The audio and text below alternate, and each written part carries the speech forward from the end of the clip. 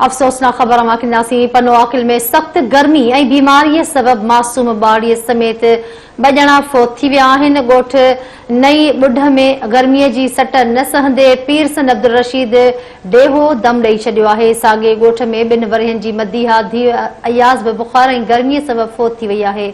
इलाइक़े वासियुनि मूजिब संदन ॻोठ जे गुज़िरियल हफ़्ते खां बिजली पिणु कटियल आहे। अफ़सोसनाक ख़बर हिकु भेरो ॿीहर वाक़े पनो आकिल खां ॾिनासीं। सख़्त गर्मी ऐं बीमारी सबब मासूम बाड़ी समेत 2 ॼणा फोत थिया आहिनि। अमा खे आगाह कयूं पिया। ॻोठ नई ॿुढ में गर्मीअ जी सट न सहंदे पीरसन अब्दुल रशीद डेहो दम ॾेई छॾियो आहे। साॻे ॻोठ में 2 वरहनि जी मदीहा धीउ अयाज़ बि बुखार ऐं गर्मी सबब फोत थी वई आहे। इलाइक़े वासियुनि मूजिब संदन ॻोठ जे गुज़िरियल हफ़्ते खां बिजली बि कटियल आहे। अमा खे आगाह कयूं पिया। पनो आकिल खां सख़्त गर्मी ऐं बीमारी सबब मासूम बाड़ी समेत 2 ॼणा फोत थिया आहिनि।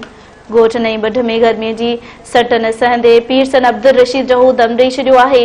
साॻी ॻोठ में 2 वरहनि जी मदीहा धीउ अयाज़ बि बुखार ऐं गर्मी सबब फोत थी वई। इलाइक़े वासियुनि मूजिब संदन ॻोठ जी गुज़िरियल हफ़्ते खां बिजली कटियल आहे।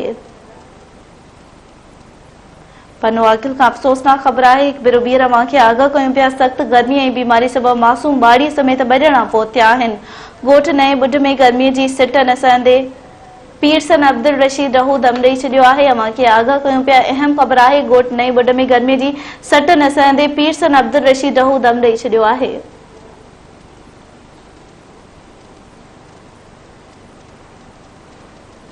साॻी ॻोठ में 2 वरहनि जी मदीहा धीउ अयाज़ बि बुखार ऐं गर्मी सबब फोत थी वई। इलाइक़े वासियुनि मूजिब संदन ॻोठ जी गुज़िरियल हफ़्ते खां बिजली बि कटियल आहे। बिल्कुल नाज़रीन अवां खे आगाह कई पिया। गर्मी बूसट सबब पनो आकिल में सख्त गर्मी थी आहे। गर्मी सबब मासूम बाड़ी समेत 2 ॼणा फोत थी विया आहिनि। ॻोठ नई ॿुढ में गर्मी जी सट न सहंदे पीरसन अब्दुल रशीद डेहो दम ॾेई छॾियो आहे। साॻे ॻोठ में 2 वरहनि जी मदीहा धीउ अयाज़ बि बुखार ऐं गर्मीअ सबब फोत थी आहे। इलाइक़े वासियुनि मूजिब संदन ॻोठ जी गुज़िरियल हफ़्ते खां बिजली कटियल आहे।